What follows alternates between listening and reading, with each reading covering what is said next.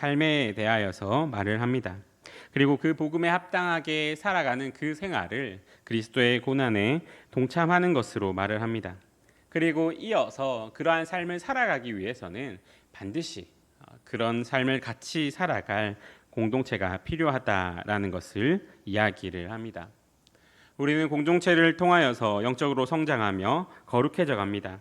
그리고 그렇게 형성된 신앙 공동체는 세상과는 다른 모습을 보이며 세상의 생명의 말씀을 선포하고 그리스도를 전할 수 있게 됩니다.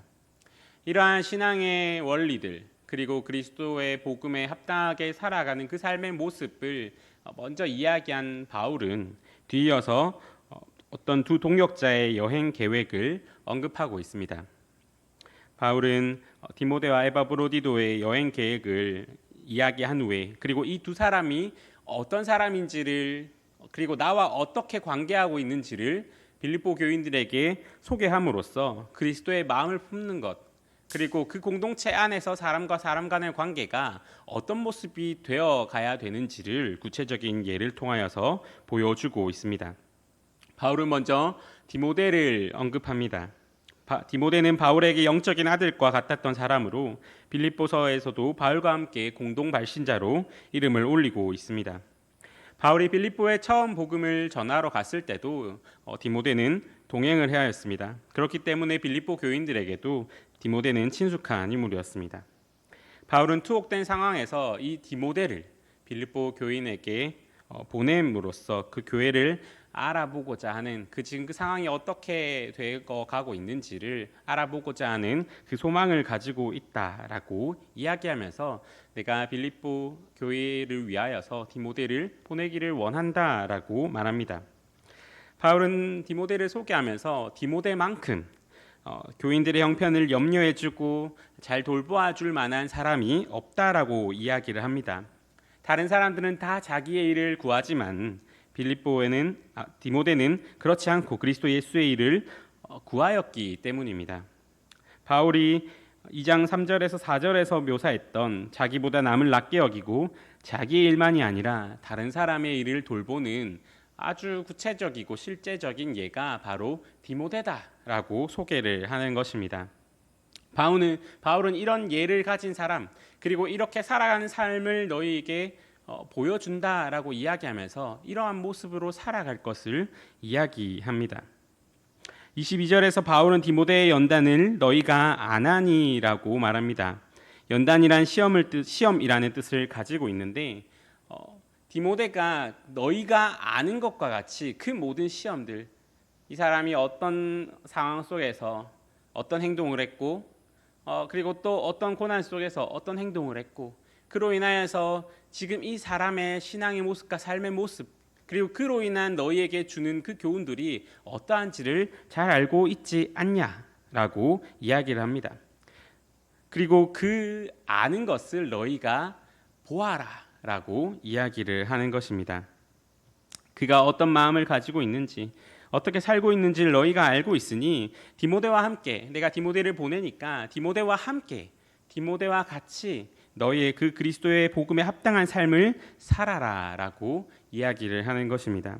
그렇게 말한 뒤 바울은 나의 재판이 아직 어떻게 될지 모르니까 당장 디모데를 보내지 않고 그 재판이 결정된 후에 내가 어떻게 되는지 결정된 후에 그것을 그 재판의 결과에 따라서 보내고 나도 함께 가겠다라고 이야기합니다. 그리고 이제 지금 당장 빌립보 교회에 보낼 사람으로서 또 한 사람을 소개하게 되는데 그 사람이 바로 에바브로디도입니다.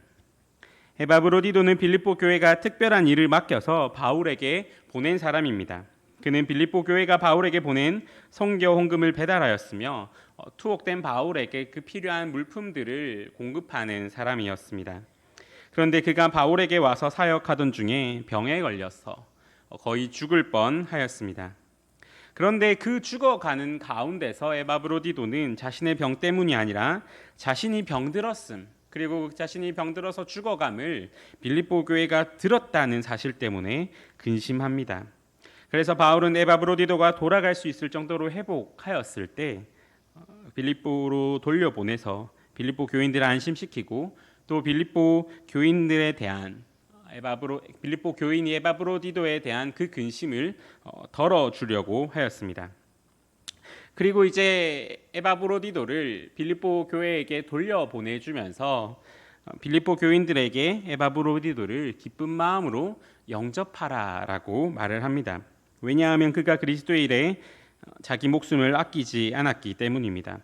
그렇게 함으로써 바울은 에바브로디도를 또 하나의 그리스도인의 모습, 그리고 자신과 에바브로디도의 관계를 통하여서 또 너희가 이러한 모습을 본받아라라고 이야기를 합니다.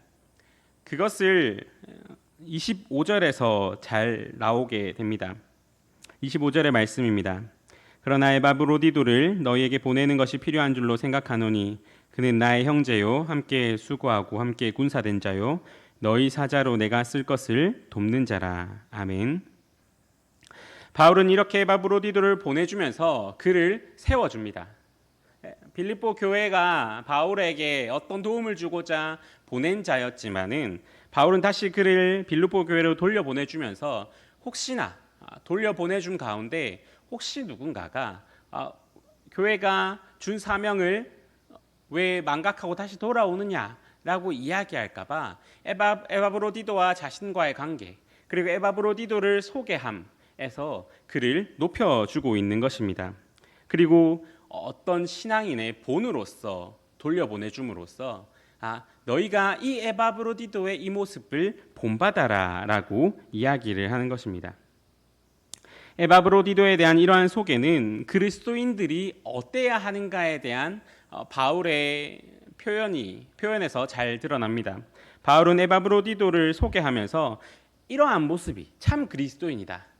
너희가 복음에 합당한 삶을 살기 위해서는 이러한 모습으로서 살아가야 한다라는 것을 잘 말해줍니다.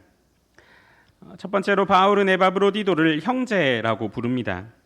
이것은 우리가 모두 하나님의 자녀다라는 뜻입니다.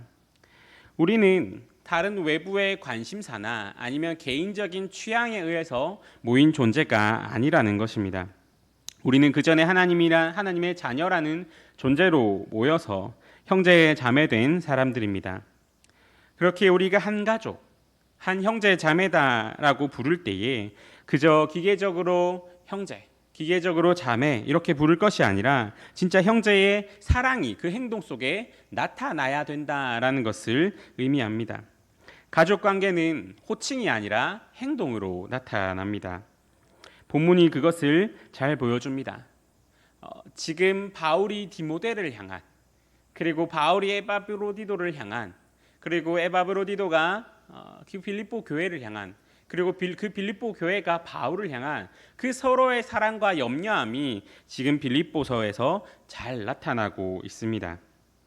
형제라는 것은 우리가 하나됨의 혈연의식, 우리가 어디서부터 하나 되었는가, 그것과 함께 우리가 그 안에 하나됨 안에서 어떤 사랑을 누리고 있는가로서 이루어지는 것이 우리의 형제됨, 우리의 형제 자매됨, 우리가 주 안에서 하나됨이라는 것입니다. 그렇기 때문에 우리가 형제라고 부른다면은 반드시 서로를 향한 지대한 관심과 사랑이 행동으로 나타나야 됨을 말합니다. 둘째로 바울은 에바브로디도를 향해 함께 수고하는 자라고 부릅니다. 함께 수고하는 자라고 번역된 이 말은 동역자라고도 불려집니다. 그런데 이 동역자라는 말로써 바울은 그리스도인들이 또 어떠해야 하는지, 서로가 서로에 대하여서 어떠한 모습을 갖추어야 되는지를 잘 설명해 줍니다. 우리는 모두 함께 수고하는 자입니다. 우리가 함께 수고한다라고 할 때 그 가운데 담겨 있는 의미는 우리는 모두 한 가지 일을 하는 사람들, 한 가지 일을 위하여서 함께 수고하는 자들이라는 뜻입니다. 우리는 모두 그리스도 예수 안에서 그 예수님이 보여주신 그 길을 위하여서 수고하는 자들입니다. 바울이 디모데를 보낼 때도 이는 뜻을 같이하여 너희 사정을 진실히 생각할 자가 이밖에 내게 없음이라 라고 말합니다. 디모데 말고는 그리스도의 일보다 모두 자신의 일을 염려하는 자들이었다라고 하는 것입니다. 우리가 모두 한 가지 일을 위하여서 살아가야 되고, 우리가 주 안에서 동역자라고 이야기하면서 우리가 모두 우리의 모든 시선이, 그리고 우리의 모든 마음이 주 안에서 하나로 모아져서 한 가지 일을 해야 되는데, 그렇지 못한 모습 때문에 다른 사람을 보낼 수가 없고 오직 디모데만이 그리스도를 위해 일함으로 디모데만을 보낼 수밖에 없다라고 말하는 것입니다. 바울이 말하는 그리스도를 위해 일한다는 것은 다른 뜻이 아닙니다. 그것은 예수님을 가장 첫 번째 자리에 모셔야 한다라는 것을 알고 그것을 중심으로써 우리의 모든 일을 해가는 것입니다. 우리가 어떤 일 속에서 우리가 어떤 목적을 향하여서 한다라고 할 때 그것이 무슨 일이 되었든 간에 우리의 바라보는 방향, 그리고 그것이 실천되는 원리, 그리고 우리가 이것을 통하여서 무엇을 할 것인가, 그리고 내가 어떤 것을 선택하고 어떤 일을 한다면은 그것을 통해서 나는 무엇을 위해서 할 것인가라는 것 속에 예수님이 우리의 주님 되심이 항상 그 속에 있어야 한다라고 하는 것이 우리가 그리스도를 위해 일한다라는 것의 의미입니다. 바울은 이것을 잘 실천하였습니다. 본문 16절과 17절에서 바울은 생명의 말씀을 밝혀 나의 다름질이 헛되지 아니하고 수고도 헛되지 아니하므로 그리스도의 날에 내가 자랑할 것이 있게 하려 함이라. 만일 너희의 믿음의 재물과 섬김 위에 내가 나를 전제로 드릴지라도 나는 기뻐하고 너희 무리와 함께 기뻐하리니 라고 말합니다. 이것을 보면 바울은 그리스도의 삶과 섬김을 하나님께 드리는 제사로 여겼음을 알 수가 있습니다. 우리가 하나님을 위하여 살아감이라는 그 모든 것들이 하나님께 드리는 제사로서 표현하는 것입니다. 그런데 바울은 여기에 나의 모든 것을 전제로 드릴지라도 라고 이야기를 합니다. 전제라는 것은 유대인들이 제사를 드리고 모든 번제를 다 드린 후에 그 위에 포도주를 붓는 것을 말합니다. 그렇게 함으로써 한 번 더 그것이 제사로, 전제로서 드려지게 하는 것을 전제라고 합니다. 여기서 바울이 전제를 표현한 것은 내 모든 것이 너희의 그 제사 위에 전제로 부어지는 것 같이 내 삶이 너희의 삶 위에 다 부어지더라도, 내 모든 것을 너희를 위하여서 다 쓰더라도 라고 하는 의미입니다. 바울은 나의 삶이 너희를 위하여 그렇게 다 부어지더라도 나는 기뻐한다 라고 말하고 있는 것입니다. 바울은 자신의 삶과 모든 사역과 수고를 지금 자신이 사역하고 있는 빌립보 성도와 연결시켜 놓고, 그리고 빌립보 성도들이 하나님의 자녀로서 빛으로 나타내고 생명의 말씀으로서 그 삶을 나타낼 때 나의 모든 것이 전제처럼 부어져도 나는 기뻐한다라고 말하는 것입니다. 교회의 하나됨은 우리가 흔히 피상적으로 말하듯 형식적인 것이 아닙니다. 교회의 하나됨은 분명하게 우리에게 사실적인 것으로 다가와야 합니다. 실제적으로 서로를 위해 살아가는 것이 하나님이 교회에게 명령하신 내용입니다. 그것의 가장 큰 본이 바로 예수 그리스도시지 않습니까? 죄인들을 위하여 하늘 영광과 보좌를 뒤로하고 자신의 삶을 들여서 죄인인 우리를 살리신 예수님의 흔적과 그 복음의 능력이 드러나는 삶의 모습이 바로 성도의 삶이고 교회의 모습이 되어야 합니다. 마지막으로 바울은 에바브로디도를 함께 군사된 자로서 부르고 있습니다. 그리스도인을 표현하는 수많은 표현 중에 하나이고, 그리고 가장 그리스도인의 정체성을 잘 드러내 보여주는 말 중에 하나가 바로 하나님의 군사, 그리고 하나님의 군대라는 말입니다. 우리가 군사로서 부름받았다, 우리가 하나님의 군사고 그리고 하나님의 군대다라는 말은 우리가 분명하게 대적해야 할 적이 있다라는 사실을 의미합니다. 싸움이 없이는 우리에게 주어진 그리스도인의 삶을 살 수가 없기 때문입니다. 이 싸움이 없이는 우리는 우리 안에서 영적인 갈등, 자기 부인, 깨어있음, 영적인 긴장을 느낄 수가 없습니다. 그렇기 때문에 우리는 우리에게 주어진 분명한 대적들과 싸움으로써 점점 그 싸움을 통하여서 우리가 그리스도인됨, 우리의 정체성, 그리고 내가 어느 길로 가는지, 내가 어디에 있는지, 그리고 우리로 하여금 정말로 우리를 넘어뜨리려 하는 대적이 어떤 존재인지를 확인하면서 살아가는 것이 바로 그리스도인의 삶입니다. 그렇기에 참된 그리스도인은 용사라고 불립니다. 그렇다면 우리가 싸우는 대상이 누구입니까? 어떤 사람은 신앙생활을 하면서 다른 그리스도인들과 싸웁니다. 다른 그리스도인들과 싸우면서 논쟁하고 다투는 것, 그리고 어떤 신학적인 이야기를 하는 것을 싸움이라고 생각하는 사람도 있습니다. 그렇게 교회와 교회, 교단과 교단이 싸웁니다. 하지만 그리스도인의 싸움의 대상은 같은 그리스도인이 아닙니다. 우리의 싸움의 대상은 세상과 육체와 마귀입니다. 우리는 먼저 육체와 싸워야 합니다.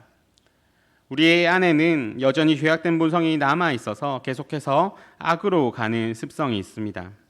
바울은 고린도전서 9장 27절에서 내가 내 몸을 쳐 복종하게 함은이라고 말을 합니다. 우리는 우리의 육체와 싸운다. 내 죄악된 본성과 싸운다라고 할 때에 그 싸움을 통하여서 우리가 깨어 있어서 지금 우리가 어디로 가고 있는가, 실제적인 내 삶의 현장 속에서 내가 어디로 가고 있는가라는 것을 확인해야 합니다. 그리고 우리가 어디로 가는지 잘 살펴보고 그 육체와 함께 그 정욕과 탐심을 십자가에 못 박아야 됩니다. 이것이 바로 육체와 싸운다라는 것의 의미입니다. 또 우리가 싸울 대상은 세상입니다. 우리는 날마다 세상이라는 영향력에 맞서서 싸워야 합니다. 세상의 좋은 것들에 대한 애착, 세상의 조롱과 비난에 대한 두려움, 세상에 뒤처지지 않으려는 은밀한 욕구, 다른 사람이 세상에서 하는 것처럼 하고 싶은 바람, 이러한 것들과 우리는 싸워야 합니다. 이러한 것은 우리가 천국으로 가는 길에서 우리를 넘어지게 하는 원수가 됩니다. 그리고 주저앉아서 계속 이 땅에서만, 그리고 이 땅의 즐거움에서만 매여서 거기서 벗어나지 못하고 일어서지 못하게 하는 것들입니다. 우리는 이 원수들과 싸워야 합니다. 야고보서 4장 4절은 이렇게 말씀합니다. 세상과 벗된 것이 하나님과 원수됨을 알지 못하느냐. 그런즉 누구든지 세상과 벗이 되고자 하는 자는 스스로 하나님과 원수되는 것이니라. 아멘. 만약 우리가 세상과 싸우지 않는다면은, 그리고 싸울 의지나 아니면 왜 싸워야 하는지를 모른 채로 그저 세상에 흘러가는 대로 세상이 말하는 대로 그렇게 살아간다면은 우리는 어느새 세상에 삼켜져서 그 세상이 옳다고 하는 것을 옳다고 느끼며 세상이 이것이 이렇게 가야 된다고 하는 길로 가면서 어느새 그리스도인이라는 정체성은 점점 흐려지게 됩니다. 마지막으로 우리는 마귀와 싸워야 합니다. 마귀는 사람의 영혼을 파멸시키는 목적을 이루기 위해서 애쓰고 있습니다. 우리의 행실을 엿보면서 우리의 가장 약한 모습을 건드리며 우리를 넘어지게 합니다. 우리의 행실을 엿보면서 때로는 미신에 빠지게도 하고 그리고 우리의 생각 속에 간섭하여서 우리로 하여금 잘못된 길로 빠지게 하기도 합니다.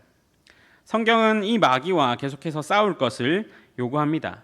그리고 이 마귀와 싸우는 방법을 성경에서는 구체적으로 제시해주고 있는데 그것은 바로 하나님의 전신갑주를 입을 때 그 원수를 이길 수 있다라고 이야기를 하게 됩니다. 우리는 이렇게 가장 중요한 싸움인 이 마귀와의 싸움을 하나님의 전신갑주를 입음으로써 해내야 합니다. 만약에 우리가 싸우지 않는다면 우리 속에서 어떤 유혹과 우리를 넘어지게 하려는 그 유혹들과 미혹들 속에서 우리가 싸우지 않는다면 마귀는 우리의 마음 속에서 계속해서 우리를 잘못된 방향으로 인도하게 될 것입니다. 이렇듯 참된 기독교 신앙은 싸워 나가는 신앙입니다. 가만히 앉아서 이루어지는 것은 없습니다.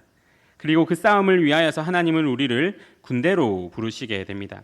그리고 이 세상 속에서 함께 싸워 나가게 하십니다.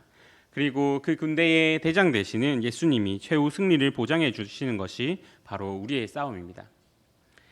오늘 바울은 디모데와 에바브로디도를 소개하면서 그들과 자신이 누리는 관계성, 그리고 그들을 통하여서 빌립보 교인들에게 그리스도인의 본을 보여주게 됩니다.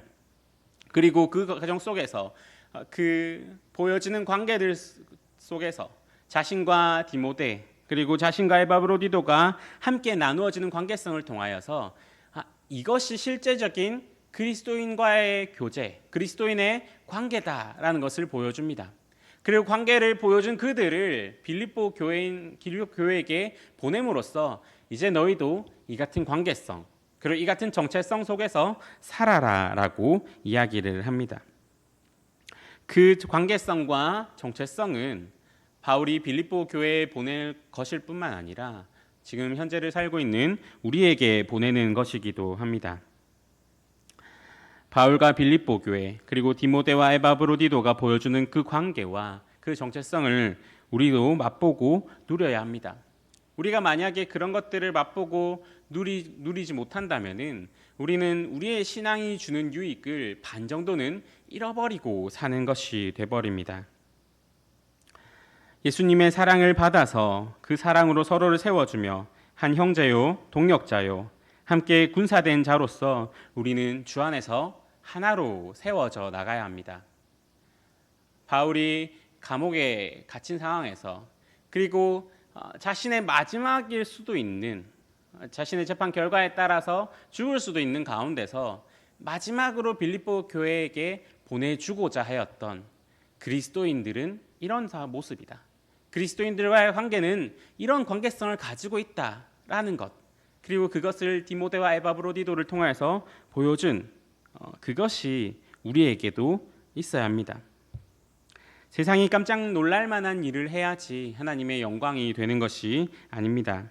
복음에 합당하게 하나님의 말씀대로 살아가는 거기에 하나님의 통치가 빛나게 되며 우리의 삶의 모습들에서 하나님의 영광을 비추게 할 수 있습니다. 그러한 모습으로 서로가 서로를 낮게 여기고 부족함을 채워주며 사랑으로 하나 되는 모습, 그 모습이 교회의 아름다움을 보여주고 그 모습이 세상 속에서 생명의 말씀을 전달해주며 그 모습이 그리스도의 향기를 나타내 보여줄 것입니다. 우리가 복음에 합당한 자로서 그리고 그 복음에 합당한 자로 살아가기 위하여서 주님이 하나 되게 하신 그 교회로서 우리가 함께 형제요 동역자요 함께 군사된 자로서 우리의 모습들을 이루어 나갑시다. 그리고 세상 속에서 생명의 말씀을 전달하며 하나님의 영광을 드러내는 축복로 교회 성도들 그리고 축복로 교회가 되기를 함께 간절히 소망합니다. 함께 기도하시겠습니다.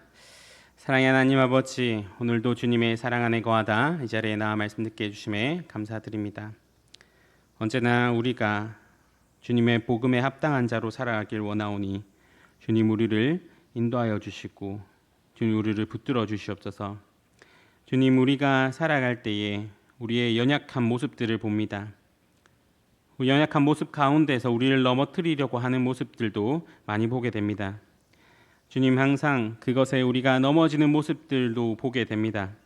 하지만 그 속에서도 우리가 다시 일어설 수 있고 다시 주 안에서 살아갈 수 있음은 오직 우리의 대장 되시는 그 주님을 향한 소망 때문임을 아오니 우리가 항상 주 안에서 거하게 하시고 주님과 함께 동행함으로써 세상의 모든 것들을 이기며 살아가게 인도하여 주시옵소서. 언제나 우리가 주 안에 있음 그리고 우리가 그리스도인이라는 사실을 잊지 않게 하시고 그로 인하여서 하나님의 사랑을 생각하게 하시고 주님 우리가 그 복음에 합당한 삶을 살아감 그리고 그 복음에 합당한 삶을 함께 살아감 주님이 교회되게 하신 그것을 지켜나감으로써 그 소망을 누림 이 모든 것들을 이루며 그 풍성히 누리며 살아가게 인도하여 주시옵소서. 언제나 주 안에서 주와 동행하길 원하오니 주님 항상 보호하여 주시고 주님의 자녀로서 이 땅에서 신실하게 말씀에 굳게 서며 살아가게 인도하여 주시옵소서. 언제나 우리의 소망 되시며 우리의 빛 되신 예수 그리스도의 이름으로 기도드렸습니다. 아멘. 함께 찬송가 218장 찬송 부르시겠습니다.